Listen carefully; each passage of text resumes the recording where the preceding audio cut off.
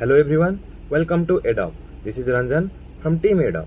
Dear friends, today we will be discussing about some important interview questions that have been asked in your various core sector interview.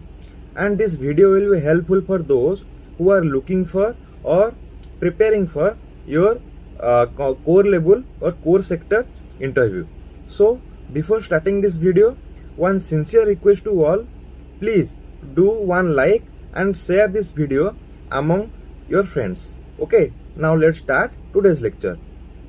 This is first question of today's video, and in this question it asks why in a 3-pin plug the earth pin is made thicker and longer than other pins. So generally our 3-pin plug be like this. So this is your longer and thicker pin, and there are two other pin, smaller pin. Okay, so this longer pin and thicker pin is called your earthing or grounding pin, and in general convention this is called your line or phase pin, and this is your neutral pin. So before answering this question, let's know what is the purpose of your earthing or grounding pin. Okay, so basically the earthing pin, the function of earthing pin is to provide safety to human who uses electrical equipment or your any machine, any kind of machine, by bypassing or discharging leakage current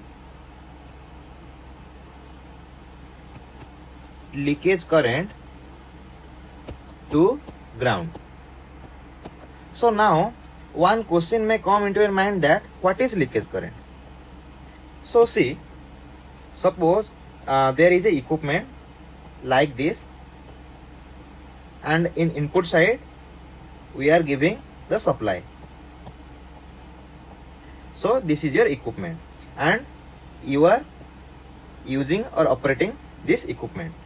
Suppose somehow the live wire, this is your live wire come under contact of your enclosure. Okay, enclosure of the body or equipment. Suppose somehow it may under the contact. Now if you uses that equipment, then you get direct shock, electrical shock. So this may be your hazardous.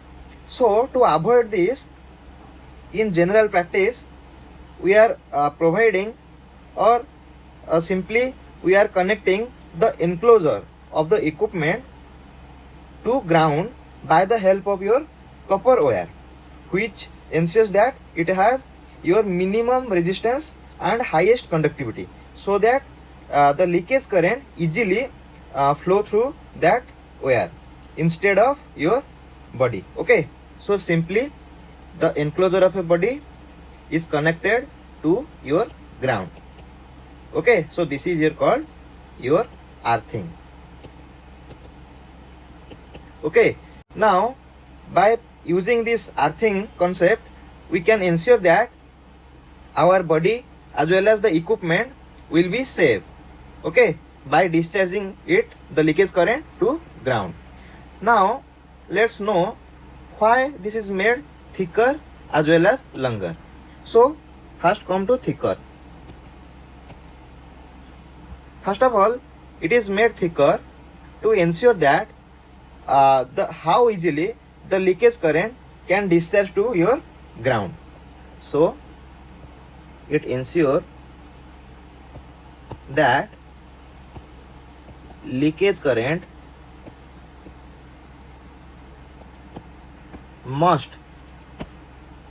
discharge to ground easily. How? See, all we know that the resistance of any conductor R is given as rho that is the resistivity, into L by A. So by increasing the cross sectional area, that is by making this is thicker, we are increasing what? The cross sectional area, that is your A. So by increasing A, we are decreasing the resistance. So which in turn we are increasing the conductivity. Okay, so we are increasing the conductivity or conductance. So by doing this, we can easily discharge the leakage current to ground. Okay, so this is very desirable. Now second thing, why this is made longer? So longer ensures that fast earthing point or earthing connection come in contact. Okay, before your line as well as neutral connection. Okay, line and neutral connection, so that it will discharge fastly all the leakage current to ground and ensure the safety of our body as well as the equipment. So this is why we made earth pin thicker as well as longer. Okay, in this question it asks, what happen if we give 220 volts DC supply to bulb or tube light? So we all know that tube light or your bulbs are designed to operate under AC supply. That means AC supply has some frequency. So the Z, that is your impedance or resistance of the tube light, let's say your R plus J into 2 pi f x. So as it has frequency, it offer some resistance or impedance, and the current through the bulb will be under the rating condition. So I is under controllable or is under rating condition. But we know that when we are giving the DC supply, we all know that DC supply has zero frequency. Okay, so frequency is zero, so your Z or R decreases, which in turn causes the current to increase to so high that it may burn or damage your tube light. So if we give 220 volt DC supply to the tube light or bulb, which is generally designed for to run under AC, it may get your burnt or damaged. Okay, in this question we have to tell where should the lightning arrestor is placed in distribution lines. So your lightning arrestor basically placed near distribution transformer and outgoing feeders of 11 kV and incoming feeder of 33 kV and near the power transformer in the substation. So your lightning arrestor is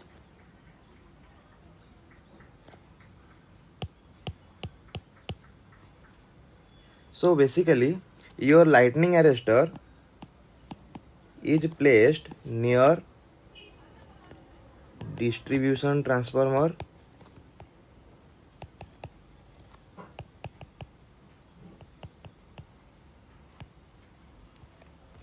and outgoing feeder of 11 kV and incoming feeder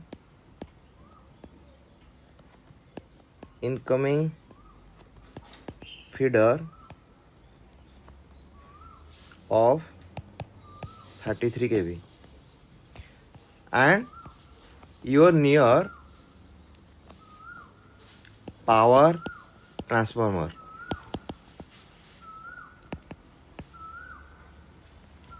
In substation. So basically lightning arrestor is used to protect the transmission line equipment, mainly your transformer. So in distribution case is placed nearer to the distribution transformer, and in substation it is placed at the power transformer. Okay. So in interview you may be asked what is lightning arrestor and how it functions and what is the material of the lightning arrestor. So here I would like to tell all those things. So now let's discuss what is your lightning arrestor. Suppose there is a transmission line like this and there is a transformer. So this is your transformer.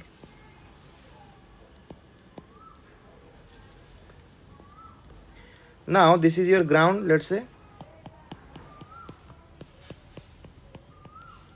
and lightning arrestor is placed at the incoming as well as outgoing side of the transformer, very closest to the transformer. So this is a lightning arrestor and this is another lightning arrestor, and this function is to provide safety when a high voltage or a lightning strike to the transformer or transmission line. Okay, suppose there is lightning strike at the transmission line nearer to the transformer, then the property of LA is to provide low resistance. So LA, lightning arrestor, provide low resistance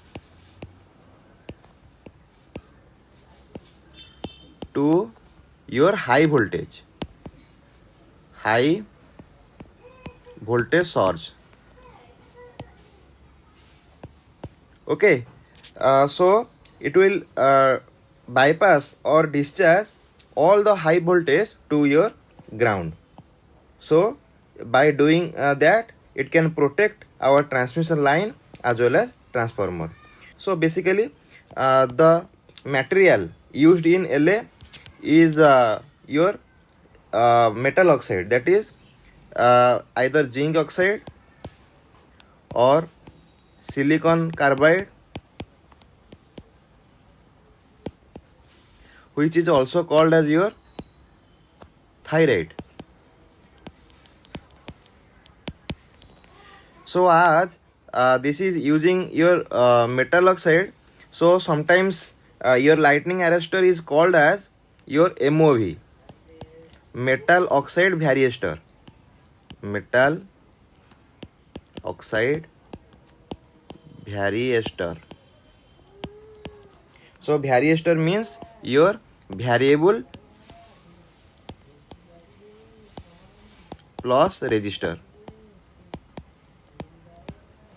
So it offer high resistance under normal operating condition, that is it provide high resistance when the transmission line is operating at normal voltage, and when there is lightning strike, it offer low resistance to bypass that high voltage to ground. Okay, so that's why this is called variour, variable resistance. It offer different kind of resistance.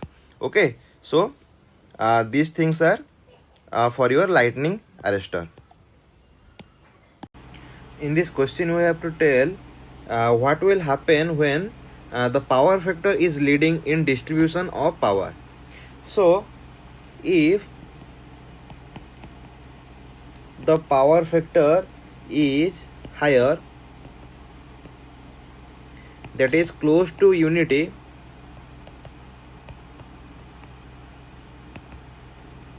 then the following things will observe or happen. The first one is losses in the form of heat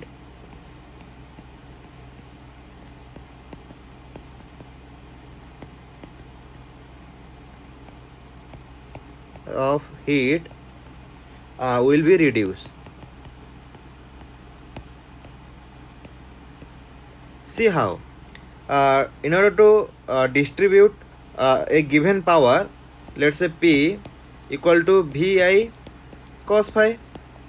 So as your power factor increases, in order to transfer a given power, the amount of current reduces. Okay, so as the amount of current reduces, so the losses due to this current will be reduced. Then second thing, your cable becomes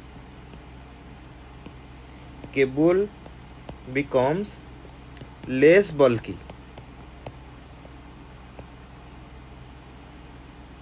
and easy to carry and very cheaper and very cheap to afford. See, as your current decreases, so your the cable size also reduces. Why? Now, because the current carrying capacity of a cable depends on your size. So size of conductor or cable reduces, which means it reduces the cost and bulkiness.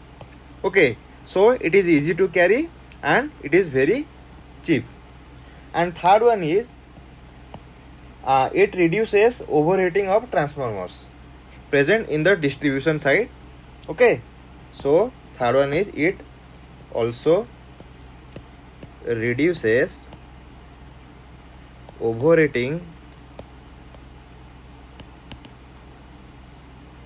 of transformers.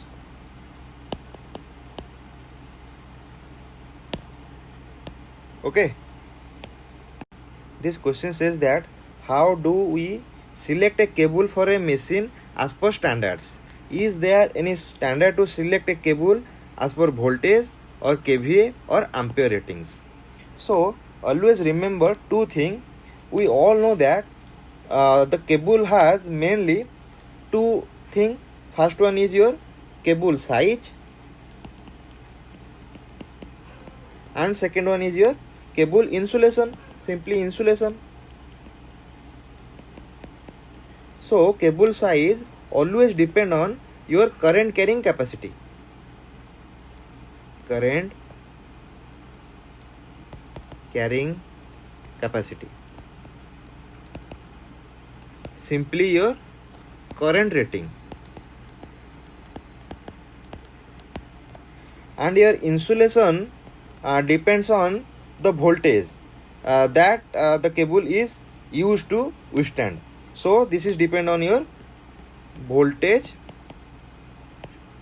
to withstand. So this is your simply voltage rating. So you need to keep in your mind that the cable size is determined by your current rating and your insulation level, insulation strength is determined by your voltage level, that is your voltage rating.